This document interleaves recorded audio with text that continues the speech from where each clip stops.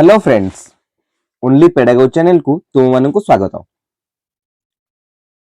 आमे पूर्वरु आलोचना करथिले बहुत गुडी फिलोसोफर विषय रे जे के पाश्चात्य थिले एवं पाश्चात्य थिले।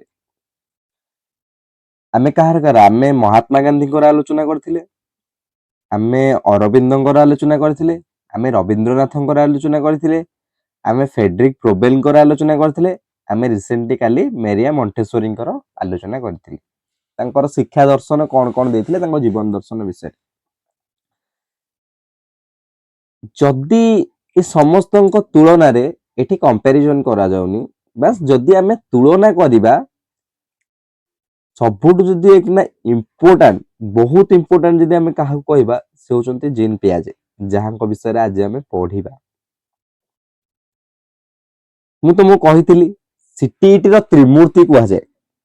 सीटीईटी कोन सब टीचिंग एग्जाम रो त्रिमूर्ति कहले आमे तीन जन को बुझछु। काहा काहा को मानको थियोरी को नै कि ना एटा होची कुहा जायछि। जन जीन पियाजे, जण होचंती भाइगोट्स्की, लेव भाइगोट्स्की, आउ जण होचंती कोहलबर्ग। ए जो जीन पियाजे यांको विषय रे आमे आगुरु पढिचे। कोथरे पढिचे? FC2 रो फर्स्ट चैप्टर रे आमे पढिचे। ताहाल तमे कहबो सेठी त हम पढिचे, एठी आउ थरे अधिका कोन देथि। सेठी आमे तांको जीवनी पढ नथिले बोले, एठी तांको जीवनी देछि। एठी आउ टिके किछि तथ्य एक्सपैंड करिछि, नले आज इटे सेम अछि, किंतु एथरे किछि तथ्य टिके एक्सपैंड करिछि। देखो एटा केते इंपोर्टेंट जे माने सेथिरे देइथिला, एथिरे भी देछि। केन तमे जे कोनोसी टीचिंग एग्जाम दबो, जे कोनोसी तमे XYZ जे कोनोसी टीचिंग एग्जाम दबो, ता देर पेडागोजी रे एई तीन जनकर कांसेप्ट निहाती भाबरे थिबो, कहार थाउ कि नथो। ता मन जानो ए तीन जन केते इंपोर्टेंट। तमरो एनुअल एग्जाम रे मध्य तमे अन्य कोनोसी फिलोसोफर बा अन्य कोनोसी एजुकेशनलिस्ट को क्वेश्चन पाइबो कि नहीं सेटा ठीक नहीं, गारंटी नहीं। किंतु तमे पियाजे, वाइगोट्स्की या कोहलबर्ग, खास करी बेसी होची पियाजे और वाइगोट्स्की, यांको क्वेश्चन तमे जेमिति हेले पाइबो। मे बी सेटा शॉर्ट टाइप हेई थाई पारे, न हेले लॉन्ग टाइप हेई थाई पारे। तमे पाइबाटा पाइबो क्वेश्चन, ता माने ए माने केते इंपोर्टेंट सेटा जानिबा दरकार। तो पियाजे को पूर्व पढिबा पूर्वरु मु तुमको गोटे ओवरऑल कांसेप्ट क्लियर कर दोउची। पियाजे और वाइगोट्स्की विषय रे पार्थक्य प्रथमे कोटिटा माने पार्थक्य जानिबा, तापर पियाजे को विषय रे मु किछटा कहि दे। प्रथम होचंती पियाजे होचंती रैडिकल कंस्ट्रक्टिविज्म, आउ वाइगोट्स्की होचंती सोशल कंस्ट्रक्टिविज्म। अर्थात कोन, पियाजे होचंती संरचनावादी, वाइगोट्स्की होचंती सामाजिकवादी। पियाजे पिलाटीर विकास को स्तर स्तर स्तर स्तर रे भाग करिसथि, वाइगोट्स्की भाग कर नथिले। वाइगोट्स्की कंटीन्यूअस प्रोसेस रे रहिथिले, किंतु पियाजे ताको स्टेजेस रे देइथिले। केतरा स्टेजेस को निहाती भाबरे तमे जानिथिबो, चारोटी स्टेजेस विषय रे सेटा भी आगु को अछि पढिबा, सेटा भी FC2 रे पढिथिले। दुईटा हला पार्थक्य। तृतीयटा पियाजे को जो थियोरी, पियाजे को थियोरी रे पियाजे पिलाटी को गोटे छोट वैज्ञानिक कहिसंती। पिलाटी होची गोटे छोट वैज्ञानिक अटे, माने से निजे एक्सपेरिमेंट करी करी करी करी करी करी सिखे, पियाजे को मतरे। वाइगोट्स्की कोन कहले ना, वाइगोट्स्की मझिरे गोटे तांकर आनिले तांकर गोटे थियोरी। वाइगोट्स्की कहले पिला निजे के माने सिखि पारेनी सहज रे, ताको निजे तो सिखे, ताको किंतु सहायता किछि दरकारे। तांकर से गोटे कांसेप्ट आनले ZPD, जोटा के होची कोन ना जोन ऑफ प्रॉक्सिमल डेवलपमेंट, ताको सहायता करिया पई किछि जिंस आनले स्कैफोल्डिंग। आ जीते को सहायता करिवो ताको कह जाय MKO, अर्थात मोर नॉलेजेबल अदर। बुझिलो, एते क्लियर हेलो दि जण भितर पार्थक्य। तापर पियाजे कोन कहिले, पियाजे को थियोरी रे पियाजे कोनोसी प्रकार सहायताकारी को ऐड करी नाहंती। पियाजे को थियोरी रे जे टीचर किंबा तार सांग साथी एमाने ताको के सहायता करंती बोली पियाजे तांको थियोरी रे एटा दर्शई नाहंती। सेही कांसेप्ट को ଭାଇଗୋଟ୍ସ୍କି ତାଙ୍କ ଥିଓରୀରେ ଏଟା ଦର୍ଶାଇଛନ୍ତି ଯେ ଏମିତି ହେଇଥାଏ। ବୁଝିପାରିଲ? ଦେଖ ପିଆଜେ ଆଉ ଭାଇଗୋଟ୍ସ୍କି ଭିତରେ ଆଉ ଗୋଟେ ପାର୍ଥକ୍ୟ କଣ ନା ପିଆଜେ ପିଲାଟିର ମାନେ ମାନସିକ ବୌଦ୍ଧିକ କଗ୍ନେଟିଭ ଡେଭଲପମେଣ୍ଟ ଉପରେ ଫୋକସ କରୁଥିଲେ, କିନ୍ତୁ ଭାଇଗୋଟ୍ସ୍କି କାହା ଉପରେ ନା ତା ଏନଭାୟରମେଣ୍ଟ ତା ସୋସିଆଲ ଡେଭଲପମେଣ୍ଟ ଉପରେ ଫୋକସ କରୁଥିଲେ। ବୁଝିପାରିଲ? ଏତିକି କ୍ଲିୟର?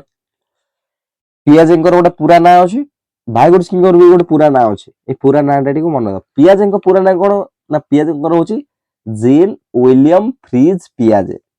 ବୁଝିପାରିଲ? ମୁଁ ସେଠି ବି କହିଥିଲି ଜିନ୍ ୱିଲିୟମ ଫ୍ରିଜ ପିଆଜେ। ଭାଇଗୋଟ୍ସ୍କିଙ୍କ ପୁରା ନାମ କଣ? ଲେଭ ସେମିଆନୋଭିଚ ଭାଇଗୋଟ୍ସ୍କି। ମନେ ରହିଲା? ପିଆଜେଙ୍କର ଜନ୍ମଟା ଭଲସେ ମନେ ରହିଯିବ। କେମିତି ନା ପିଆଜେ ଜନ୍ମ ହେଇଥିଲା 1866 ମସିହାରେ, ଯେତେବେଳେ ଓଡିଶାରେ କଣ ହେଇଥିଲା ନଅଙ୍କ ଦୁର୍ଭିକ୍ଷ ପଡିଥିଲା। ରିଲେଟ କରିପାରୁଛ? ଟିକେ ଟିକେ ରିଲେଟ କରିକି ମନେ ରଖିବ। ବୁଝିପାରିଲ? ଏସବୁ ଜିନିଷ ଆଗକୁ 8 ତାରିଖରେ ସିଟିଇଟି ଅଛି, ତ ସିଟିଇଟି ପଏଣ୍ଟ ଅଫ ଭ୍ୟୁ ରେ ବି ବହୁତ ଇମ୍ପୋର୍ଟାଣ୍ଟ, ବହୁତ ଇମ୍ପୋର୍ଟାଣ୍ଟ।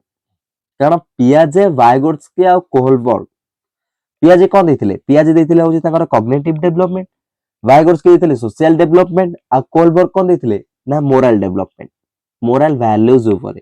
ତାଙ୍କର ଅଛି ହାଇନ୍ସ ଡାଇଲେମା, ହାଇନ୍ସ ଡାଇଲେମା ଅଛି ତାଙ୍କର। ସିଏ ଗୋଟେ ଅଲଗା କାହାଣୀ ପୁରା, ମାନେ ସିଏ ତାଙ୍କର ସିଏ ପ୍ରକୃତରେ କୋହଲବର୍ଗ କହିବାକୁ ଗଲେ ସିଏ ଯୋଉ କୋଶ୍ଚିନ୍ କରିଥିଲେ ସେ କୋଶ୍ଚିନ୍ ରେ ସିଏ କେବେ ଚାହୁଁନଥିଲେ ଯେ ପିଲାଟି ତାର ପଏଣ୍ଟ ଅଫ ଭ୍ୟୁ ଦଉ, ମାନେ ସେ ଏଇଟା କରିବ କରିବନି ସେଇଟା ନୁହେଁ, ତା ଥିଙ୍କିଂ ପ୍ରୋସେସ ଟାକୁ ସେ ଗ୍ରାପ କରିବାକୁ ଚାହୁଁଥିଲେ ଯେ ସେ କଣ କରିବ ବୋଲି ଭାବୁଛି। ସିଏ କଣ କରିବ ନ କରିବ ସେଥିରେ କିଛି ଯାଏ ଆସ ନାହିଁ, କାରଣ ହାଇନ୍ସ ଡାଇଲେମାଟା ତାଙ୍କର ଗୋଟେ ମନସ୍ତାତ୍ତ୍ୱିକ ବିଚାର ଥିଲା। ଏଇଟା ଗୋଟେ ରିଅଲ କାହାଣୀ ନଥିଲା ନା, ମନସ୍ତାତ୍ତ୍ୱିକ ବିଚାର ଥିଲା ସେଟା ତାଙ୍କର। ଏଇଟା କୋହଲବର୍ଗଙ୍କର ଗୋଟେ ଷ୍ଟୋରି ଅଛି, କେବେ ଗୋଟେ କୋହଲବର୍ଗ ପଢିଲା ଯେ କୋହଲବର୍ଗଙ୍କ ବିଷୟରେ କହିବ। ତ ଭାଇଗୋଟ୍ସ୍କି ଆଉ ପିଆଜେଙ୍କ ବିଷୟରେ ଗୋଟେ ଓଭରଅଲ ଆଇଡିଆ ହେଇଗଲା। ଆଜି ଆମେ ପିଆଜେଙ୍କ ବିଷୟରେ ପଢିବା। ତାଙ୍କ ଜନ୍ମ ଜାଣିଲ। ପିଆଜେ ହଉଛନ୍ତି କଣ ନା ପ୍ରଥମେ ସଂରଚନାବାଦୀ, ରାଡିକାଲ କନଷ୍ଟ୍ରକ୍ଟିଭିଜମ। ଆଜି ଆମେ ପଢିବା ଶିଶୁର ବୌଦ୍ଧିକ ବିକାଶ ସମ୍ବନ୍ଧୀୟ ପିଆଜେଙ୍କ ସିଦ୍ଧାନ୍ତ। ଦେଖ ଏଟା ଦିଥର ହେଇଗଲା, ମାନେ ଫାର୍ଷ୍ଟ ଇୟର FC2 ରେ, ଏଥରେ FC1 ରେ। କେତେ ଇମ୍ପୋର୍ଟାଣ୍ଟ, ୟାକୁ କେବେ ଲିଷ୍ଟ ଇମ୍ପୋର୍ଟାଣ୍ଟ ନବ, ଏଇଟା ମୋଷ୍ଟ ଇମ୍ପୋର୍ଟାଣ୍ଟ। ବୁଝିଲ? ଦେଖ ଏଠି ଦେଇଛି ତାଙ୍କ ପୁରା ନା କଣ ନା ଜିନ୍ ୱିଲିୟମ ଫ୍ରିଜ ପିଆଜେ। ସଂକ୍ଷେପରେ କଣ ନା ଜିନ୍ ପିଆଜେ ନାମରେ ସାରା ପୃଥିବୀରେ ପରିଚିତ। ଯୋଉ ମୁଁ ତମକୁ କହିଲି କୋହଲବର୍ଗ ଯୋଉ ଥିଓରି ଦେଇନଥିଲେ ମୋରାଲ ଡେଭଲପମେଣ୍ଟ, ଏଇଟା ମନେ ରଖିଥାଅ, ସିଟିଇଟି ରେ ପଚାରିପାରେ। କୋହଲବର୍ଗ ଯୋଉ ମୋରାଲ ଡେଭଲପମେଣ୍ଟ ଦେଇଥିଲେ, ଏ ଯୋଉ ମୋରାଲ ଡେଭଲପମେଣ୍ଟରେ ଗୋଟେ ଛୋଟ ତାଙ୍କର କଣ କହିଲ ମାନେ ଛୋଟ ଗ୍ଲିଚ ଟାଇପ ର ଥିଲା। କଣ ସେଟା ଥିଲା? ଛୋଟ ମାନେ ଗୋଟେ ମାନେ ଯୋଉଟା ଜିନିଷ ଆମେ କହିବା ବ୍ୟାଡ ଜିନିଷ ଥିଲା ଗୋଟେ, ତାଙ୍କ ହିସାବରେ ହୁଏତ ସେଟା ହେଇନଥାଇପାରେ। କୋହଲବର୍ଗ ଦେଇଥିବା ତାଙ୍କର ଥିଓରି ଯୋଉ ମୋରାଲ ଡେଭଲପମେଣ୍ଟ, ଦେଖ ପୁରା ଥିଓରିଟା ବଏଜଙ୍କ ଉପରେ, ପୁରା ଥିଓରିଟା ହଉଛି ମେଲଙ୍କ ଉପରେ ହଉଛି ପୁରା ଥିଲା। ସେ ଯାହା ବି ସେଥିରେ କରିଥିଲି ସବୁ ମେଲଙ୍କ ଉପରେ, ମେଲଙ୍କ ଇମୋସନକୁ ନେଇକି ମେଲଙ୍କର। କିନ୍ତୁ ଫିମେଲ ମାନଙ୍କୁ ସେଥିରେ ହଉଛି ସେ ଆଡ କରିନଥିଲେ, ଯୋଉଟା କି କଣ ଦେଖଉଛି ଜେଣ୍ଡର ବାୟସ, ଜେଣ୍ଡର ବାୟସ ଟାଇପ ର ସେଟା ସେ ନେଇକି ଯାଉଛି। ଏଟା ହଉଛି ଜେଣ୍ଡର ବାୟସ। ତମେ ଏଇଟା ଗୋଟେ ଏଇ ଜିନିଷଟା ସବୁବେଳେ ମନେ ଥା, ଜେଣ୍ଡର ଷ୍ଟେରିଓଟାଇପ ଆଉ ଜେଣ୍ଡର ବାୟସ ଦିଟା ଭିତରେ ଫରକ ଅଛି। କଣ ଫରକ ଅଛି ମତେ କମେଣ୍ଟରେ କହିବ। ଜେଣ୍ଡର ଷ୍ଟେରିଓଟାଇପ କଣ, ବାୟସ କଣ କହିବ। ତାଙ୍କର ଯୋଉ ଜେଣ୍ଡର ବାୟସ ଟା ଥିଲା ତାଙ୍କ ଥିଓରିରେ, ସେଇଟା ଆଉ କିଏ ଖୋଜିକି କାଢି ନଥିଲେ। କିଏ ଖୋଜିକି କାଢିଥିଲେ? ତାଙ୍କରି ହିଁ ଷ୍ଟୁଡେଣ୍ଟ, ତାଙ୍କର ହିଁ ରିସର୍ଚ୍ଚ ପର୍ସନ ଜଣେ, ତାଙ୍କର ହିଁ ରିସର୍ଚ୍ଚ ପର୍ସନ ଜଣେ ଗୋଟେ ଝିଅଟେ କାରେଲ ଗିଲିଗନ, ସିଏ ହିଁ ହଉଛନ୍ତି ତାଙ୍କର ହିଁ ଷ୍ଟୁଡେଣ୍ଟ। ସେ ହଉଛି ଚ୍ୟାଲେଞ୍ଜ କରିଥିଲେ ୟାଙ୍କ ଥିଓରି କି। କାହା ଥିଓରି କି ନା ହଉଛି କୋହଲବର୍ଗଙ୍କ, ଲରେନ୍ସ କୋହଲବର୍ଗଙ୍କ ଥିଓରି କି।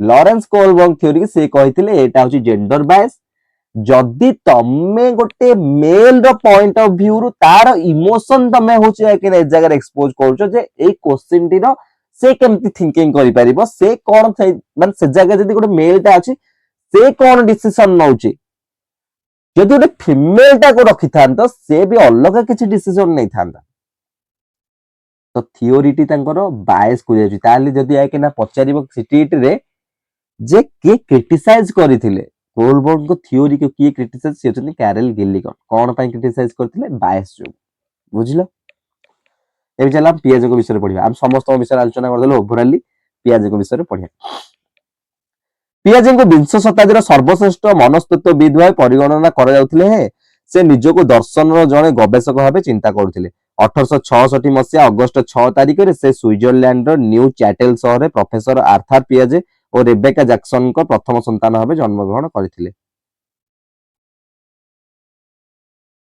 ना बापा मा प्रथम मन रखिलो 1866 डेट टा हो अगस्त 6 जेटा मन रखिले भी जाकिना डेट सहजरे मन रहिबो नाही कारण डेट एमते असंख्य डेट अछि किंतु मसिया ता तमे रिलेट करि परियो डेट टाइम मन रहिजो जदि पियाज सहित जोडियो डेट टाइम मन रहिजो से कोन प्रथमे जन्म होइतले कोन 1866 मसिया अगस्त 6 तारिख रे कोठी जन्म होइतले स्विट्जरलैंड रे जन्म होइतले तांका बापा को नाम थिला कोन आर्थर पियाजे तांका मां को नाम थिला कोन रेबेका जैक्सन एते क्लियर हेलो बाल्यकाल अपरिसीम प्रतिभार परिचय मिलता जेतक सब महान व्यक्ति बाल्यकाल ही प्रतिभा मिल जाए आम देख एटा मजाक नुहे यहीटा हूँ प्रकृत कथा हूँ आम जिते महान व्यक्ति पढ़ुचु यही लाइन टा हूँ समस्त महान व्यक्ति लेखा थी बाल्यकाल ही प्रतिभार जना पड़ जाइला एटा क्या सहित कहीं रिलेट कर 11 वर्ष बयस से एक विरल पक्षी आल्बिनो स्पैरो मान देख बाल्यकाल जना पड़ 11 वर्ष बयस केमती गले सतरे महान व्यक्ति बाल्यकाल ही जना पड़ जाए महान जड़े हे बोली 11 वर्ष बयस से एक विरल पक्षी आल्बिनो स्पैरो उपरे गवेषणात्मक निबंध लिखिथिले जहाँकि एक सम्मानजनक गवेषणा जर्नाल रे प्रकाशित होइथिला गोटे पक्षी अछि आल्बिनो स्पैरो से आल्बिनो स्पैरो उपरे 11 वर्ष बयस रे निबंध लिखिथिले 11 वर्ष माने बुझी पारुछ तो जो जेते बेले तमे पढुथिबो पंचम क्लास रे से भी तो सेम सेही तांको जो स्विट्जरलैंड रे तांको सही हिसाब रे से पंचम प्रथम जोठी पढुथिबे 4 5 रे जा पढु से सी समय रे आल्बिनो स्पैरो ऊपर गोटे निबंध लेखि किना तांको सेटा पेपर रे पब्लिश हेतिला ताहले बाल्यकाल तो निहाती भाବରେ से होची प्रतिभा संपन्न थिले ଏହା को पाठ करी न्यू चैटेल म्यूजियम रो अध्यक्ष तांको एक क्यूरेटर पदवी पई नियुक्ति पत्र पठाइथिले ता माने 11 वर्ष बयस रे से चाकरी पई तांको नियुक्ति पत्र पळे आस्तिला बुझी पारथु को भलिया माने तांकर माइंड थिला मात्र एपर एक अल्प बयसर पिला को देखि से आश्चर्य होइतिला नियुक्ति को फेराइ लेथिले से भाबिथिले ये जो लिखिचंदी जे निबंधटी को प्रबंधटी को जे लिखिचंदी आल्बिनो स्पैरो ऊपर से जड़े बड़ लोक होते निजुक्ति पत्र पठाई जो देखिले छोट पिलाटे 11 वर्ष बयसर पिलाटे से निजुक्ति पत्र रिटर्न नहीं जाते मेधा शक्तिर परिचय मिले से जीव विज्ञान विशेषकर प्राणी विज्ञान में उच्चतर गवेषणा करी 1918 रे 22 वर्ष बयस न्यू चैटेल विश्वविद्यालय रु डॉक्टरेट उपाधि पाई 22 वर्ष बयस डॉक्टरेट उपाधि डॉक्टर माने एबे डॉक्टरेट लागिबे मन कर आम एजुकेशन फील्ड रे कहबा पीएचडी करला पर्यंत पीएचडी पर तुम डॉक्टरेट लागिबो डॉक्टर लागिबो ता माने पीएचडी गोटे कला हलो माने केते समय लागुच बुझछो किंतु 22 वर्ष बयस से गवेषणा करी डॉक्टरेट तांकर लागिथिला बुझिलो डॉक्टरेट उपाधि पाइथिले 1919 कोड़िए रे पेरिस रे थिबा समय रे आल्फ्रेड बिने ये जने भी गोटे महान व्यक्ति आल्फ्रेड बिने आधुनिक मानसिक परिमापर स्रष्टा मानसिक परिमाप कौन आईक्यू मानसिक परिमाप जो इंटेलिजेंस टेस्ट करा होचे इंटेलिजेंस को जो मेजर करा जाउचे से होचे कि आल्फ्रेड बिने तो गवेषणा मनस्तत्व मानसिक रोग चिकित्सा विज्ञान ऊपर गवेषणा करथिले ମାନସିକ ପରୀକ୍ଷା ପ୍ରସ୍ତୁତ କରିବା ବେଳେ ପିଲାମାନଙ୍କ ଚିନ୍ତନ ପ୍ରକ୍ରିୟା ସମ୍ପର୍କରେ ସେ ଗଭୀର ଅନୁଧ୍ୟାନ କରିଥିଲେ। ଏହାପରେ 1901 କେତେ ମସିହା ମନେ ରହିବା ସହଜ ନୁହେଁ, କିନ୍ତୁ ଚେଷ୍ଟା କରିବ ଟିକେ ଟିକେ ମନେ ରଖିବା। ସିଏ ବି ପରୀକ୍ଷାରେ ଏତେ ଡିପ୍ ମସିହା ପକାଏନି, ବୁଝିଲ, ପକାଏନି ପ୍ରାୟତଃ, ଯଦି କେତେବେଳେ ମୁଣ୍ଡ ଖରାପ ପକେଇଦବ। 1921ରେ ସେ ଜେନେଭା ସ୍ଥିତ ଜାନ୍ ଜାକୋ ରୁସୋ ପ୍ରତିଷ୍ଠାନରେ ଗବେଷଣା ନିର୍ଦ୍ଦେଶକ ଭାବେ ଯୋଗ ଦେଲେ। 1923ରେ ସେ ଭାଲେଣ୍ଟାର ସାବୁଟନେଙ୍କୁ ବିବାହ କରିଥିଲେ। ନାଁ ଗୁଡିକ ପୁରା ଟୋଟାଲି ଆମ ହିସାବରେ ନାଁ ଗୁଡିକ ବହୁତ କଷ୍ଟ, କିନ୍ତୁ ତାଙ୍କ ହିସାବରେ ଏଇଟା ନର୍ମାଲ ନାଁ ଗୁଡିକ। ଭାଲେଣ୍ଟାର ସାବୁଟନେଙ୍କୁ ବିବାହ କରିଥିଲେ। କେତେ? 1923 ମସିହାରେ ବିବାହ କରିଥିଲେ। 1925ରେ ତାଙ୍କର ପ୍ରଥମ ସନ୍ତାନ କଣ? ଜ୍ୟାକେଲିନ୍। 1925ରେ ତାଙ୍କର ପ୍ରଥମ କନ୍ୟା ସନ୍ତାନ ଜ୍ୟାକ୍ୱେଲିନ୍। 1927ରେ ଦ୍ୱିତୀୟ କନ୍ୟା ଲୁସିଏନ୍। 1931ରେ ପୁତ୍ର ଲରେଣ୍ଟ ଜନ୍ମ କରିଥିଲେ। ତାଙ୍କର 3ଟି ସନ୍ତାନ ଥିଲେ। ପ୍ରଥମଟା ନାଁ କଣ? ଜ୍ୟାକ୍ୱେଲିନ୍। ଦ୍ୱିତୀୟଟା ନାଁ କଣ? ଲୁସିଏନ୍। ତୃତୀୟ ନାଁ କଣ? ଲରେଣ୍ଟ। 3ଟି ମାନେ 2ଟା ଝିଅ 1 ପୁଅ ଜନ୍ମ ହେଇଥିଲେ। 1923ରୁ 1935 ପର୍ଯ୍ୟନ୍ତ ନିଜର ଏହି 3ଟି ଶିଶୁ ସନ୍ତାନଙ୍କୁ ଜନ୍ମ ବେଳରୁ ଅତି ନିବିଡ଼ ଭାବେ ପର୍ଯ୍ୟବେକ୍ଷଣ କରି ବାସ୍ ଦେଖ ସେ ତାଙ୍କ ପିଲା ଛୁଆଙ୍କ ଉପରେ ଯାଇକିନା ଗବେଷଣା କରିଥିଲେ। 1923ରୁ 1935 ପର୍ଯ୍ୟନ୍ତ ନିଜର 3ଟି ଶିଶୁ ସନ୍ତାନଙ୍କୁ ଜନ୍ମ ବେଳରୁ ଅତି ନିବିଡ଼ ଭାବେ ପର୍ଯ୍ୟବେକ୍ଷଣ କରି ସେମାନଙ୍କ ବିକାଶର ବିଭିନ୍ନ ଧାରାକୁ ଲକ୍ଷ୍ୟ କରି ଗବେଷଣାତ୍ମକ ନିବନ୍ଧମାନ ପ୍ରସ୍ତୁତ କରିଥିଲେ। 1936ରେ ଶିଶୁମାନଙ୍କ ବିକାଶ ଉପରେ ପ୍ରଥମ ପୁସ୍ତକ ପ୍ରକାଶ କରିଥିଲେ। ଏଇଟା ମନେ ରଖିବ। 1936ରେ କଣ ପ୍ରଥମ ପୁସ୍ତକ ପ୍ରକାଶ କରିଥିଲେ? ତାଙ୍କ ଶିଶୁମାନଙ୍କ ଉପରେ ଗବେଷଣାର ପ୍ରଥମ ପୁସ୍ତକ ପ୍ରକାଶ କରିଥିଲେ 1936 ମସିହାରେ। କେମିତି ମନେ ରଖିବ? 1936 ମସିହାରେ ଓଡ଼ିଶା ସ୍ୱତନ୍ତ୍ର ପ୍ରଦେଶର ମାନ୍ୟତା ପାଏ 1936 ଏପ୍ରିଲ 1ରେ। ଗଟି ଏହି ସମୟରେ ସେ ନ୍ୟୁ ଚାଟେଲ ବିଶ୍ୱବିଦ୍ୟାଳୟରେ ମନସ୍ତତ୍ତ୍ୱ, ସମାଜତତ୍ତ୍ୱ ଓ ଦର୍ଶନ ବିଭାଗର ପ୍ରଫେସର ଥିଲେ।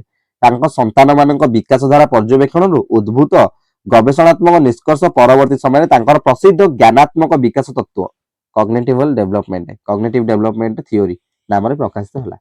ତ କଗ୍ନିଟିଭ ଡେଭଲପମେଣ୍ଟ କିଏ ଦେଇଥିଲେ? ଜିନ୍ ପିଆଜେ ଦେଇଥିଲେ। ସେ ଯଦିଓ ଜ୍ଞାନାତ୍ମକ ବିକାଶ ତତ୍ତ୍ୱ ପାଇଁ ପ୍ରସିଦ୍ଧ ଲାଭ କରିଛନ୍ତି, କିନ୍ତୁ ସେ ସର୍ବଦା ଦର୍ଶନ ଶାସ୍ତ୍ରରେ ଗବେଷଣା ପାଇଁ ଚେଷ୍ଟିତ। ସେ ଦର୍ଶନ ଶାସ୍ତ୍ର ଉପରେ ଅଧିକ ସର୍ବଦା ଗବେଷଣା କରିଛନ୍ତି। ଫଳସ୍ୱରୂପ ଜ୍ଞାନାତ୍ମକ ବିକାଶ ଉପରେ କରିଥିବା ଗବେଷଣାକୁ ଆହୁରି ଅଧିକ ସମ୍ପ୍ରସାରିତ କରି ଦର୍ଶନ ଶାସ୍ତ୍ରର ଏକ ବିଭାଗ ଜ୍ଞାନ ମୀମାଂସା ତତ୍ତ୍ୱ ଏପିଷ୍ଟେମୋଲୋଜି ଜ୍ଞାନ ମୀମାଂସା ତତ୍ତ୍ୱ ଏକ ନୂତନ ଦିଗନ୍ତ ସୃଷ୍ଟି କରିଛନ୍ତି। ତାଙ୍କର ଏହି ଗବେଷଣା ଦ୍ୱାରା ଦର୍ଶନ ଶାସ୍ତ୍ରର ଏକ ସ୍ୱତନ୍ତ୍ର ବିଭାଗ ଆନୁବଂଶିକ ଜ୍ଞାନ ମୀମାଂସା ତତ୍ତ୍ୱ ଜେନେଟିକ୍ ଏପିଷ୍ଟେମୋଲୋଜି ସୃଷ୍ଟି ହୋଇଛି। ଏହାର ସମ୍ପୂର୍ଣ୍ଣ ଶ୍ରେୟ ପିଆଜେଙ୍କୁ ହିଁ ଦିଆଯାଏ। ପିଆଜେ ହେଉଛନ୍ତି କାହାର ଜନକ? କଗ୍ନିଟିଭ ଡେଭଲପମେଣ୍ଟ। ସେ ତାପରେ କଣ ନା ସେଇ ଜିନିଷଟାକୁ ସେ ଦର୍ଶନ ସହିତ ଯୋଡ଼ିଥିଲେ, ଯୋଉଟା କି ତାଙ୍କ ଦର୍ଶନ ଉପରେ ତାଙ୍କର ହଉଛି ମାନେ ଗଭୀର ଇଚ୍ଛା ଥିଲା। ସେଥିପାଇଁ ତାକୁ କଣ ଯେ ନା ଜ୍ଞାନ ମୀମାଂସା ତତ୍ତ୍ୱ ସେ ଗୋଟେ ପ୍ରକାଶ କରିଥିଲେ, ଯୋଉଟା ହଉଛି କଣ? ଏପିଷ୍ଟେମୋଲୋଜି। ପରବର୍ତ୍ତୀ ସମୟରେ ଏଟା ଗୋଟେ ବିଭାଗ ହେଲା ଯାହା ବିଷୟରେ ପଢା ହଉଛି, ସେଟା ହଉଛି କଣ ନା ଜେନେଟିକ୍ ଏପିଷ୍ଟେମୋଲୋଜି, ମାନେ ଜିନଗତ ଜ୍ଞାନ ମୀମାଂସା ତତ୍ତ୍ୱ ବା ଆନୁବଂଶିକ। ତାପରେ କଣ ଦେଇଛି? ସେ ୟୁରୋପର ବିଭିନ୍ନ ବିଶ୍ୱବିଦ୍ୟାଳୟ ମାନଙ୍କରେ ମନସ୍ତତ୍ତ୍ୱ, ସମାଜତତ୍ତ୍ୱ ପ୍ରଫେସର ଭାବେ ଶିକ୍ଷାଦାନ ଓ ଗବେଷଣା ଲିପ୍ତ ରହି ପ୍ରାୟ 80 ଖଣ୍ଡ ଗବେଷଣାତ୍ମକ ପୁସ୍ତକ ରଚନା କରିଥିଲେ। 80 ଖଣ୍ଡ ଗବେଷଣାତ୍ମକ ପୁସ୍ତକ ରଚନା କରିଥିଲେ। ଆଜିକାଲି ଗୋଟେ ବହି ଲେଖିବା ଏତେ କଷ୍ଟ। 80 ଖଣ୍ଡ ଗବେଷଣାତ୍ମକ ପୁସ୍ତକ ରିସର୍ଚ୍ଚ ବୁକ୍ ପବ୍ଲିଶ କରିଥିଲେ 80 ଖଣ୍ଡ। ବୁଝିପାରୁଛ ତ କେତେ ନଲେଜେବଲ ଲୋକ। ତାଙ୍କର ଅଗଣିତ ଗବେଷଣାତ୍ମକ ପ୍ରବନ୍ଧ ପୃଥିବୀର ବିଭିନ୍ନ ସ୍ୱନାମଧନ୍ୟ ଜର୍ନାଲ ମାନଙ୍କରେ ପ୍ରକାଶିତ ହୋଇଛି। 1979ରେ ତାଙ୍କୁ ସାମାଜିକ ରାଜନୀତି ବିଜ୍ଞାନ ପ୍ରସିଦ୍ଧ ବଲଜାନ ପୁରସ୍କାର, ଏଇଟା ପଢିଥିଲା ପରୀକ୍ଷାରେ, ପଢୁଛି ପରୀକ୍ଷାରେ, ମନେ ରଖିବ ସବୁବେଳ ପାଇଁ। 1979ରେ ବଲଜାନ ପୁରସ୍କାର ଦିଆଯାଇଥିଲା। ବୁଝିଲ କୋଉଠି ନା ରାଜନୀତି ବିଜ୍ଞାନ କ୍ଷେତ୍ରରେ, ପଲିଟିକାଲ ସାଇନ୍ସ କ୍ଷେତ୍ରରେ। 1955ରୁ 1980 ପର୍ଯ୍ୟନ୍ତ ସେ ଜେନେଭା ବିଶ୍ୱବିଦ୍ୟାଳୟରେ ନିଜର ପ୍ରତିଷ୍ଠିତ ଇଣ୍ଟରନ୍ୟାସନାଲ ସେଣ୍ଟର ଅଫ ଜେନେଟିକ୍ ଏପିଷ୍ଟେମୋଲୋଜି ନିର୍ଦ୍ଦେଶକ ଭାବେ ଗବେଷଣାରେ ନିଜକୁ ନିୟୋଜିତ ରଖି ଅସଂଖ୍ୟ ଯୁବ ଗବେଷକଙ୍କର ପ୍ରେରଣାର ଉତ୍ସ ହୋଇଥିଲେ। 1955-80 ବର୍ଷ ସେ ଜେନେଭା ବିଶ୍ୱବିଦ୍ୟାଳୟରେ, ବୁଝିଲ। ଜୀବନ କାଳ ଭିତରେ ୟୁରୋପ ଓ ଯୁକ୍ତରାଷ୍ଟ୍ର ଆମେରିକାର 15ଟି ପ୍ରସିଦ୍ଧ ବିଶ୍ୱବିଦ୍ୟାଳୟ ତାଙ୍କୁ ସମ୍ମାନର ଡକ୍ଟରେଟ ଉପାଧି ଦେଲେ। ମୁଣ୍ଡ ଖରାପ ଜିନିଷ ଦେଖିଲ, ମାନେ ଜୀବନ କାଳ ଭିତରେ ୟୁରୋପ ଓ ଯୁକ୍ତରାଷ୍ଟ୍ର ଆମେରିକାର 15ଟି ପ୍ରସିଦ୍ଧ ବିଶ୍ୱବିଦ୍ୟାଳୟ ତାଙ୍କୁ ସମ୍ମାନରେ ଡକ୍ଟରେଟ ଉପାଧି ଦେଇଥିଲେ। 15ଟା ବିଶ୍ୱବିଦ୍ୟାଳୟ ତାଙ୍କୁ ଡକ୍ଟରେଟ ଉପାଧି ଦେଇଥିଲା। ଏତେ ଜ୍ଞାନୀ ଲୋକ, ବୁଝିପାରୁଛୁ ତ। ମୃତ୍ୟୁବରଣ କେବେ କରିଥିଲେ? 1980 ସେପ୍ଟେମ୍ବର 23 ତାରିଖରେ ସେ ଜେନେଭା ଠାରେ ଦେହତ୍ୟାଗ କରିଥିଲେ। 1980 ସେପ୍ଟେମ୍ବର 23ରେ ଜେନେଭା ଠାରେ ଦେହତ୍ୟାଗ କରିଥିଲେ, ବୁଝିଲ। 66ରେ ଜନ୍ମ, କେତେ 1866, 1966 1866ରେ ଜନ୍ମ, 1980ରେ ମୃତ୍ୟୁ, ବୁଝିଲ। ତା ମାନେ ଜାଣ ସେ କେମିତି ଏଇଟା ହେଲାରେ ପସିବଲ।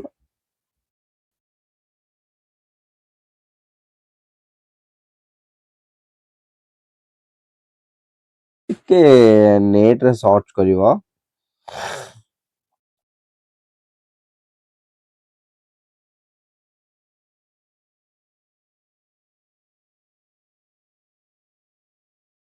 ମାନେ 1866ରେ ଜନ୍ମ, 1866 ଲେଖା ହେଇଛି, ଗୋଟେ ମିନିଟ।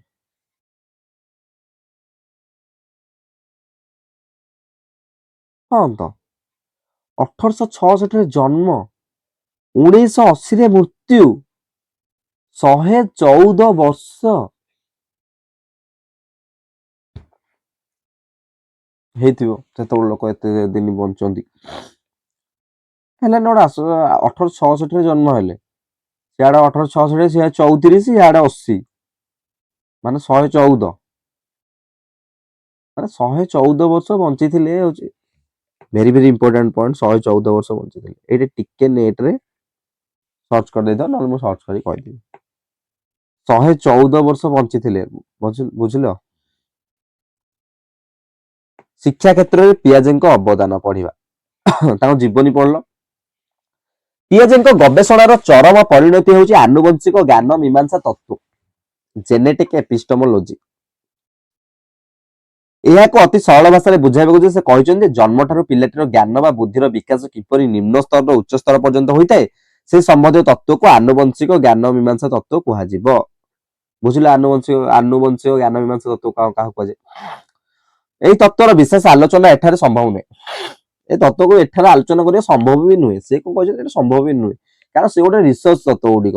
ରିସର୍ଚ୍ଚ ତତ୍ତ୍ୱ ଗୁଡିକ ଯଦି ଆମେ ଏ ଜାଗାରେ ଆଲୋଚନା କରିବା, ତାହେଲେ ଆମର ଟୋଟାଲ ଗୋଟେ ବହି ଗୋଟେ ରିସର୍ଚ୍ଚ ତତ୍ତ୍ୱ ହେଇଯିବ, ବୁଝିପାରୁଛ। ସେଥିପାଇଁ ସମ୍ଭବ ନୁହେଁ। ଏଣୁ କେବଳ ପ୍ରାଥମିକ ବିଦ୍ୟାଳୟ, ପ୍ରାରମ୍ଭିକ ବିଦ୍ୟାଳୟ ସ୍ତରରେ ଶିକ୍ଷା କ୍ଷେତ୍ରରେ ପିଆଜଙ୍କ ତତ୍ତ୍ୱ ପ୍ରାସଙ୍ଗିକ ସମ୍ପର୍କରେ ଏଠାରେ ସଂକ୍ଷେପରେ ଆଲୋଚନା କରାଯାଇଛି। ପିଲାଟିଏ ପ୍ରଥମ ବିଦ୍ୟାଳୟକୁ ଆସିବା ବେଳେ କଣ କଣ କଣ କଣ କରିଥାଏ, ଅର୍ଥନୈତିକ ସହିତ ତାର ସମ୍ପର୍କ ଜାଣିବା ଉଚିତ। ଏଇ ପିଲାଟିର ମାନସିକ ବିକାଶ କିପରି ହୁଏ, ସେ କହିଲା ଏଇ ସମ୍ପର୍କରେ ଏଇ ପିଆଜଙ୍କ ତତ୍ତ୍ୱର 3ଟି ଦିଗ ଅଛି ସମ୍ବନ୍ଧରେ ଜଣେ ଶିକ୍ଷକ ନିହାତି ଜାଣିବା ଆବଶ୍ୟକ। 3ଟା ଦିଗ ଅଛି। ଏଇ 3ଟା ଦିଗ କଣ କଣ ମୁଁ ତମକୁ କହିଦଉଛି। ଦେଖ କଣ କଣ ଭିତରେ ଦେଇଛି ମୁଁ କହିଦଉଛି। ଗୋଟେ ହଉଛି ବୁଦ୍ଧି ଓ ଜ୍ଞାନର କାର୍ଯ୍ୟକାରିତା, କଗ୍ନିଟିଭ ଫଙ୍କସନିଂ। ଗୋଟେ ହଉଛି ବୌଦ୍ଧିକ ବିକାଶର ପର୍ଯ୍ୟାୟ, ଷ୍ଟେଜେସ୍ ଅଫ କଗ୍ନିଟିଭ ଡେଭଲପମେଣ୍ଟ। ତମେ ଯୋଉ ମଝିଟା କେବଳ FC2 ରେ ପଢିଛ, ଯୋଉ ବୌଦ୍ଧିକ ବିକାଶର ପର୍ଯ୍ୟାୟ। ଆଉ ଗୋଟେ ସଂଗଠନବାଦ, କନଷ୍ଟ୍ରକ୍ଟିଭିଜମ ହେଲା, ସଂଗଠନବାଦ। ଆମେ 3ଟି ଯାକ ପଢିବା। ତମେ କିନ୍ତୁ FC2 ରେ କଣ ପଢିଥିଲ? ଗୋଟେ ପଢିଥିଲ, ସେଟା ହଉଛି ବୌଦ୍ଧିକ ବିକାଶର ପର୍ଯ୍ୟାୟ, ଷ୍ଟେଜେସ୍ ଅଫ କଗ୍ନିଟିଭ ଡେଭଲପମେଣ୍ଟ, ବୁଝିଲ। ଆସିଲା ବୁଦ୍ଧି ଜ୍ଞାନର କାର୍ଯ୍ୟକାରିତା ହେଲା, କଗ୍ନିଟିଭ ଫଙ୍କସନିଂ ଟା କଣ? ଦେଖ ଏଠି ଗୋଟେ ଜିନିଷ ଅଛି, ମୁଁ ଗୋଟେ ଛୋଟ ଡାଇଗ୍ରାମ, ୟା ଭିତରେ ଯାହା ଲେଖା ଅଛି, ପ୍ରକୃତରେ ଏଇଟା ଗୋଟେ ସିରିଏଲ ଅନୁସାରେ ଲେଖିଛି। ମୁଁ ତମକୁ ଛୋଟ ଡାଇଗ୍ରାମ ଟା କରୁଛି, ସେତିକିରୁ ବୁଝିଯିବ। ପ୍ରଥମେ ଆସିଲା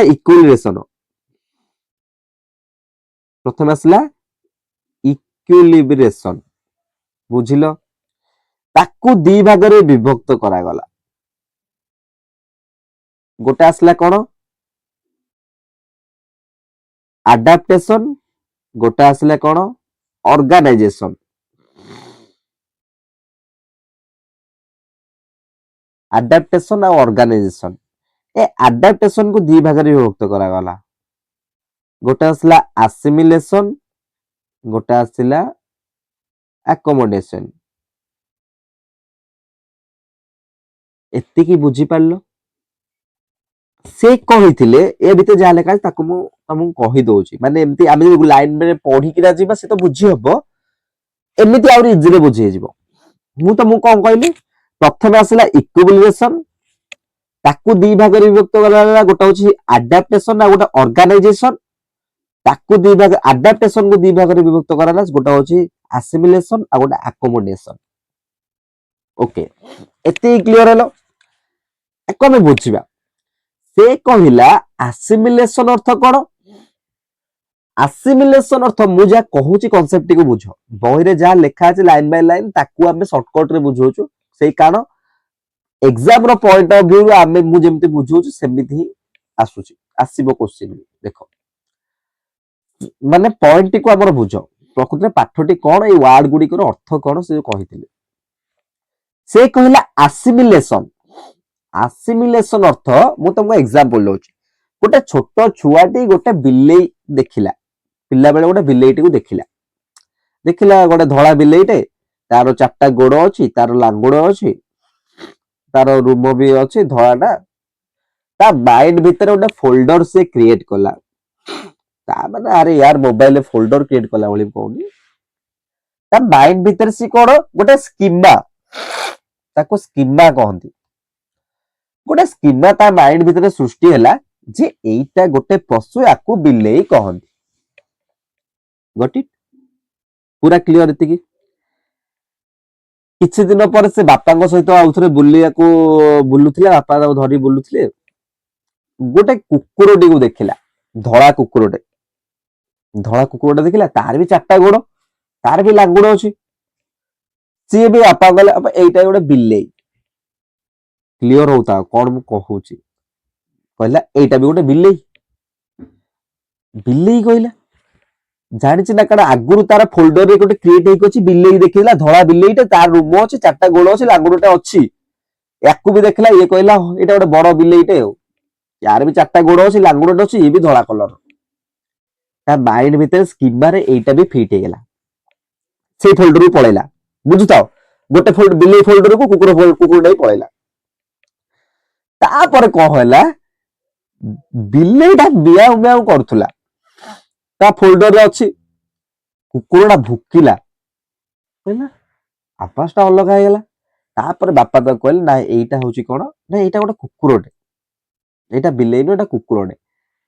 ଏଇ ଯୋଉ ତା ସ୍କିମାରେ ଗୋଟେ ଚେଞ୍ଜେସ୍ ହେଲା ନାଇଁ, ବିଲେଇ ଫୋଲ୍ଡର ଗୋଟେ ଅଛି, ଆଉ ଗୋଟେ ଫୋଲ୍ଡର ତିଆରି ହେଲା କଣ, କୁକୁରର ଫୋଲ୍ଡର ତିଆରି ହେଲା। ନା ନା, ସିଏ ଯୋଉ 4 ଗୋଡ ଦେଖାଯାଉଥିଲା, ସିଏ ଯୋଉ ମିଆଉ ମିଆଉ କରୁଛି ସେଇଟା ହଉଛି ବିଲେଇ। ଇଏ ଯୋଉ ମାନେ ଭୁକିଲା ଯିଏ, ସିଏ ହଉଛି କୁକୁର, ଇଏ ଆଉ ଗୋଟେ ପଶୁ। ମାନେ କଣ, ଆସିମିଲେସନ ଅର୍ଥ କଣ, ସ୍କିମାରେ ଫିଟ୍ ହେଲା, ଆସିମିଲେସନ। ଆକୋମୋଡେସନ ଅର୍ଥ କଣ, ପ୍ରୟୋଜନ ଅନୁଯାୟୀ ପରିବର୍ତ୍ତନ। ଓଡିଆଟା ମନେ ରଖିଥାଉ, ପ୍ରୟୋଜନ ଅନୁଯାୟୀ ପରିବର୍ତ୍ତନ। ତାର ପ୍ରୟୋଜନ ହେଲା, ସେ ଜାଣିଲା ଏଇଟା ବିଲେଇ ବୋଲି, କୁକୁରକୁ ଭାବିଲା ଏଇଟା ବିଲେଇ ବୋଲି।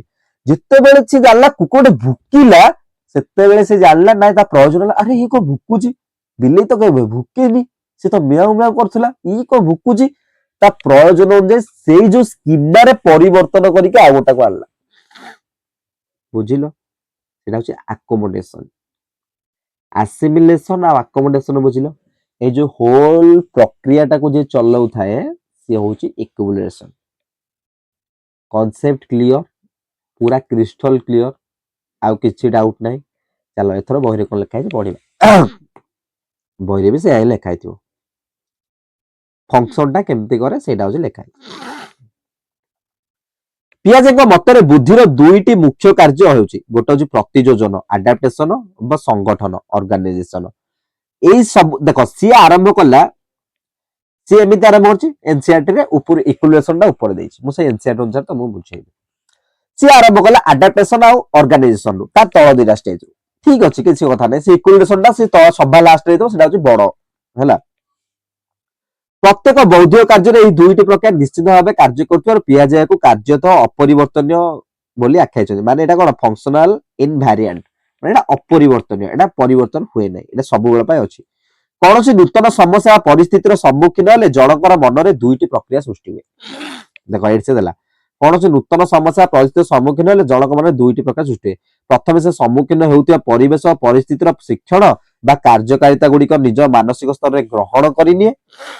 ଏହାକୁ ପିଆଜେ ଆତ୍ମୀକରଣ ବା ଆସିମିଲେସନ କହନ୍ତି।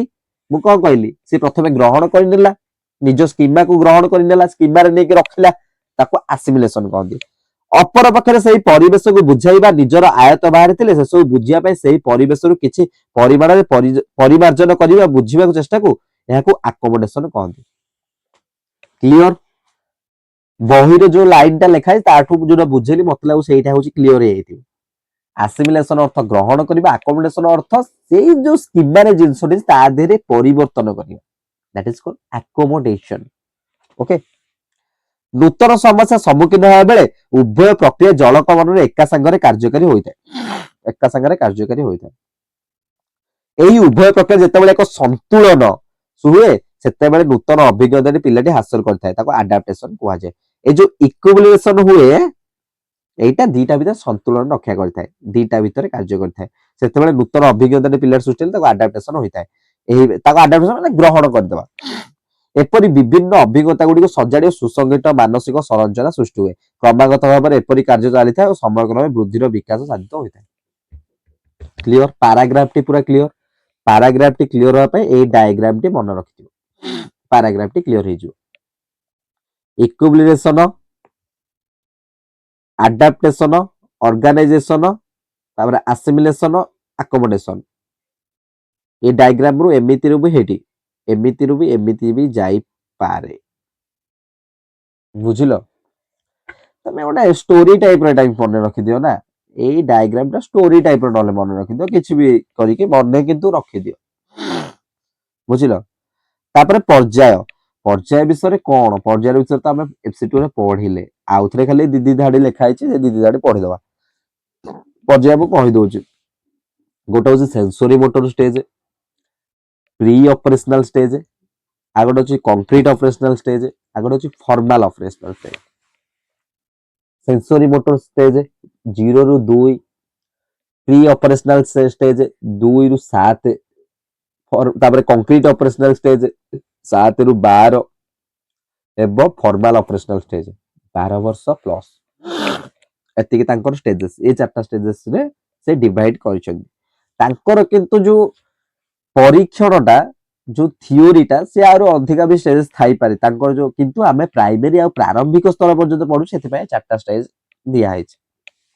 ବୁଝିପାରୁଛ ତ? ପିଆଜର ବୌଦ୍ଧିକ ବିକାଶ 4ଟି ମୁଖ୍ୟ ପର୍ଯ୍ୟାୟ ଅଛି। କଣ କଣ ନା ସେଗୁଡିକ କ୍ରମ, ଗୋଟେ ସମ୍ବେଦୀକାରକ ପର୍ଯ୍ୟାୟ, ପ୍ରାକ୍ ସଂକାର୍ଯ୍ୟ ଧର୍ମୀ ପର୍ଯ୍ୟାୟ, ସ୍ଥୂଳ ସଂକାର୍ଯ୍ୟ ଧର୍ମୀ ପର୍ଯ୍ୟାୟ, ଆଉ ଗୋଟେ ବିମୂର୍ତ୍ତ ସଂକାର୍ଯ୍ୟ ଧର୍ମୀ ପର୍ଯ୍ୟାୟ। ସେନ୍ସୋରି ମୋଟର ଷ୍ଟେଜ କଣ ନା ଜନ୍ମରୁ 2 ବର୍ଷ ମଧ୍ୟରେ ଏହି ପର୍ଯ୍ୟାୟରେ ଶିଶୁଟିର ଦେଖିବା, ଶୁଣିବା, ସ୍ପର୍ଶ କରିବା ଆଦି ଇନ୍ଦ୍ରିୟାନୁଭୂତି କାର୍ଯ୍ୟ କରିଥାଏ। ବୁଝିଲ? ମାନେ କଣ, ସେନ୍ସୋରି ଅର୍ଥ କଣ, ସେନ୍ସର, ଇନ୍ଦ୍ରିୟ। এই ନାଁରୁ ହିଁ ତମେ ଜାଣିଯାଅ, ଇନ୍ଦ୍ରିୟ ଦ୍ୱାରା এই କାର୍ଯ୍ୟ ଗୁଡିକ ହୋଇଥାଏ। ସେନ୍ସୋରି ମୋଟର ଷ୍ଟେଜ ଜନ୍ମରୁ 2 ବର୍ଷ ପର୍ଯ୍ୟନ୍ତ, ଛୁଇଁବା, ତାପରେ ତାକୁ ସ୍ପର୍ଶ କରିକିନା ତାକୁ ନହେଲେ ହାତ ଶୁଣିବା, କିମ୍ବା ତାକୁ କଣ ଗ୍ରାସ କରିବା, ଏଇ ଟାଇପ ର ଦେଖିବା, ଏଇ ଟାଇପ ଏଇଗୁଡା ଜିନିଷ ଦ୍ୱାରା ସ୍ମେଲ କୁ ନବା, এইଗୁଡିକ ଜିନିଷ ଦ୍ୱାରା ସେ ତାର ଏନଭାୟରମେଣ୍ଟ ସହିତ ବାର୍ତ୍ତାଳାପ କରିଥାଏ କିମ୍ବା ଏନଭାୟରମେଣ୍ଟ ସହିତ କନେକ୍ଟ ରହିଥାଏ। ତାପରେ ପ୍ରାକ୍ ସଂକାର୍ଯ୍ୟଧର୍ମୀ ପର୍ଯ୍ୟାୟ, ପ୍ରି ଅପରେସନାଲ ପିରିୟଡ 2 ରୁ 7 ବର୍ଷ ବୟସ ମଧ୍ୟରେ ଗୋଟିଏ ପିଲାର ଏହି ପର୍ଯ୍ୟାୟରେ ଚିନ୍ତନର ବିକାଶର ମୂଳ ଲକ୍ଷ୍ୟମାନ, ମୁଖ୍ୟ ଲକ୍ଷଣମାନ ହେଉଛି ଅତି ସ୍ଥୂଳ ଭାବରେ ସଂକେତ ପ୍ରୟୋଗ, ଭାଷା, ସାଂକେତିକ ଖେଳ, ଅନୁକରଣ ଆଦି ବ୍ୟବହାର ପ୍ରଦର୍ଶନ। ଦେଖ, ପ୍ରି ଅପରେସନାଲ 2 ରୁ 7 ବର୍ଷ, ୟାକୁ ଦିଟା ଭାଗରେ ବିଭକ୍ତ କରାଯାଇଛି। ଏଠି ହୁଏ ତ ଲେଖି ନାହିଁ ନା, ନା ଲେଖିନି, କିନ୍ତୁ ଆମେ ମଧ୍ୟ ଏଫସିଟ୍ୟୁ ରେ ପଢିଥିଲେ। ଗୋଟେ 2 ରୁ 4, ଗୋଟେ 4 ରୁ 7, ଦି ଭାଗରେ ବିଭକ୍ତ ହୋଇଛି। ଏଇ ଦିଟା ପିରିୟଡରେ ସେ କଣ ନା 4 ରୁ 7 ର ସେଟା ହଉଛି କଣ ନା ସ୍ଥୂଳ ସଂକାର୍ଯ୍ୟ ଯିବା, ସେଟା ହଉଛି ପିରିୟଡଟା, ସେ ଧୀରେ ଧୀରେ ସେଇ ପିରିୟଡକୁ ଯାଉଥାଏ। କିନ୍ତୁ 2 ର ଯୋଉ 7 ପର୍ଯ୍ୟନ୍ତ, 2 ରୁ 4 ପର୍ଯ୍ୟନ୍ତ, ଏଇଥିରେ ସେ ଏଇ ସବୁ ଜିନିଷ ବିହେଭ ଦେଖାଇଥାଏ, 4 ରୁ 7 ମଧ୍ୟ ଦେଖାଇଥାଏ। କଣ କଣ? ଏହି ପର୍ଯ୍ୟାୟରେ ଚିନ୍ତନ ବିକାଶର ମୁଖ୍ୟ ଲକ୍ଷଣ ହେଉଛି ଅତି ସ୍ଥୂଳ ଭାବେ ସଂକେତର ପ୍ରୟୋଗ, ଭାଷା, ସାଙ୍କେତିକ ଖେଳ, ଅନୁକରଣ ମାନେ ଇମିଟେଟ କରିବା ଆଉ ବ୍ୟବହାର ପ୍ରଦର୍ଶନ କରିବ। ଇମିଟେଟ ଅନୁସାରେ ବ୍ୟବହାର ପ୍ରଦର୍ଶନ କରିବ। ମା ଶାଢୀ ପିନ୍ଧୁଛନ୍ତି, ସେ ଶାଢୀ ପିନ୍ଧିବାର ଅଭିନୟ କରିବ। ବୁଝିଲ? ତାପରେ ସ୍ଥୂଳ ସଂକାର୍ଯ୍ୟଧର୍ମୀ ପର୍ଯ୍ୟାୟ। ଏବେ ପିଲାଟି ବଡ ହେଇଗଲାଣି, 7 ରୁ 12 ବର୍ଷ ପିଲାଟି ସ୍କୁଲ ବର୍ତ୍ତମାନ ଯିବା ଆରମ୍ଭ କରିସାରିଲାଣି। ସେ ବର୍ତ୍ତମାନ ଦୁନିଆ ବିଷୟରେ ବହୁତ କିଛି ଜାଣିଗଲାଣି। କିନ୍ତୁ ସେ ପର୍ଯ୍ୟାୟରେ ସେ ଯୋଉ ଜିନିଷଟି କରିପାରୁନଥିଲା, ମୁଁ ତମକୁ FC2 ରେ ବି କହିଛି, ଏ ପର୍ଯ୍ୟାୟରେ ସେ ଜିନିଷ ଗୁଡିକ ସେ କରିପାରିବ। ବୁଝିଲ? ବାସ୍ତବ ବସ୍ତୁ ବିଜ୍ଞାନ ଅଭିଜ୍ଞତା ବ୍ୟବହାର କରି 7 ରୁ 12 ବର୍ଷ ବୟସ ପର୍ଯ୍ୟନ୍ତ ପିଲାଟିର ବାସ୍ତବ ଚିନ୍ତନ ଲକ୍ଷଣ ମାନ ପରିପ୍ରକାଶ ହୋଇଥାଏ। ଯୁକ୍ତି କରିବା, ବିପରୀତ ଭ୍ରମ ପ୍ରଦର୍ଶନ କରିବା, ବର୍ଗୀକରଣ କରିବା, କ୍ରମାନୁକରଣ କରିବା, ତାପରେ ହଉଛି କଣ ସିକ୍ୱେନ୍ସ, ଅର୍ଡର, ଏଇ ଜିନିଷ ଗୁଡିକ ଓଜନ, ପରିମାଣ, ଦୈର୍ଘ୍ୟ ଆଦି ସଂରକ୍ଷଣ ଧାରଣା ପ୍ରଦର୍ଶନ କରିଥାଏ। ତାପରେ ଆସିଲା ଯଥାବିଧି ସଂକାରଧ୍ୱନି ପର୍ଯ୍ୟାୟ ବା ବିମୂର୍ତ୍ତ ସଂକାରଧ୍ୱନି ପର୍ଯ୍ୟାୟ, ଫର୍ମାଲ, ଯୋଉଠି କି ଆବଷ୍ଟ୍ରାକ୍ଟ ଥିଙ୍କିଂ, ପିଲାଟିର ଆବଷ୍ଟ୍ରାକ୍ଟ ଥିଙ୍କିଂ ଡେଭଲପ ହେଇଥାଏ। ବୁଝିଲ? ଆବଷ୍ଟ୍ରାକ୍ଟ ଅର୍ଥ କଣ? ମୁଁ ଯଦି ପେନ୍ টিକୁ ଦେଖିଛି, ପିଲାଟା ପେନ୍ ଟା ବିଷୟରେ ଜାଣିଛି, ଏ ପେନ୍ ଯଦି ବର୍ତ୍ତମାନ ପୋଜିସନରେ, ବର୍ତ୍ତମାନ ସିଚୁଏସନରେ ପେନ୍ ଟି ନାହିଁ, ସେ ପେନ୍ କୁ ଇମାଜିନ କରିକି ତା ବିଷୟରେ ଲେଖିପାରିବ, କହିପାରିବ, ଚିତ୍ର ଆଙ୍କିପାରିବ, ସବୁ କରିପାରିବ। ଏଇଟା ହଉଛି କଣ ନା ଯଥାବିଧ ସଂକାରଧ୍ୱନି ପର୍ଯ୍ୟାୟ ବା ବିମୂର୍ତ୍ତ ସଂକାରଧ୍ୱନି ପର୍ଯ୍ୟାୟ ବା ଫର୍ମାଲ ଅପରେସନାଲ ଷ୍ଟେଜ। 12 ବର୍ଷରୁ 16 ବର୍ଷ, ଏଠି 16 ବର୍ଷ ଲେଖିଛି, କିନ୍ତୁ FC2 ଯେତେବେଳେ ପଢୁଥିଲା ସେତେବେଳେ କେବଳ 12 ପ୍ଲସ ଲେଖା ଥିଲା। 12 ବର୍ଷରୁ 16 ବର୍ଷ। 12 ବର୍ଷରୁ 16 ବର୍ଷ ବୟସ ଅଧିକ ବୟସ ପର୍ଯ୍ୟନ୍ତ ନିରନ୍ତର ସର୍ବଶେଷ ପର୍ଯ୍ୟାୟରେ ପିଲାମାନେ ଅମୂର୍ତ୍ତ ଯୁକ୍ତି କରିବାର ସକ୍ଷମ ହୋଇଥାନ୍ତି। ଏହି ପର୍ଯ୍ୟାୟ ଗୁଡିକରେ ବୁଦ୍ଧିର କିପରି ବିକାଶ ସଂଘଟିତ ହୁଏ ତାହାର ବିଶେଷ ଆଲୋଚନା ପୂର୍ବରୁ ତୁମେ ଅଧ୍ୟୟନ କରିଛ FC1 ର ପ୍ରଥମ ଏକକରେ। FC1 ର ପ୍ରଥମ ଏକକରେ ଏଇଟା ତ ଆମେ FC1 ର ପ୍ରଥମ ଏକକ ପଢୁଛୁ, ଏଇଟା ହବ FC2 ର ପ୍ରଥମ ଏକକରେ। ହଁ ରେ, କିଛି ବି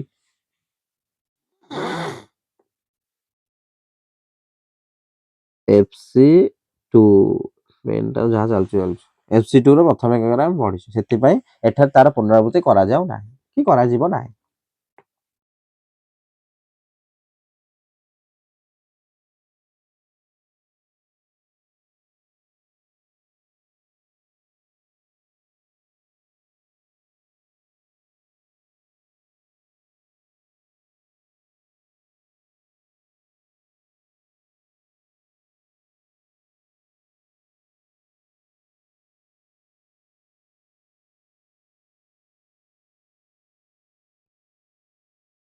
ହେଲା, ତାକୁ ରାଡିକାଲ କନଷ୍ଟଟିଜିମ କୁହାଯାଏ। ବୁଝିଲ? ତାପରେ ଶିକ୍ଷାର୍ଥୀ ଦ୍ୱାରା ହିଁ ଜ୍ଞାନର ସଂଗଠନ ହୋଇଥାଏ, ତାହା ପରିବେଶରୁ ନିଷ୍କ୍ରିୟ ଭାବେ ଗ୍ରହଣ କରାଯାଏ ନାହିଁ, କହିଲେ ସେ। ଶିକ୍ଷାର୍ଥୀଙ୍କ ଦୁନିଆ ସମ୍ପର୍କରେ ଅଭିଜ୍ଞତାର କ୍ରମାଗତ ପରିବର୍ତ୍ତନ ଉପରେ ଭିତ୍ତି କରି ତାଙ୍କର ଜ୍ଞାନ ସଂଗଠନ ଏକ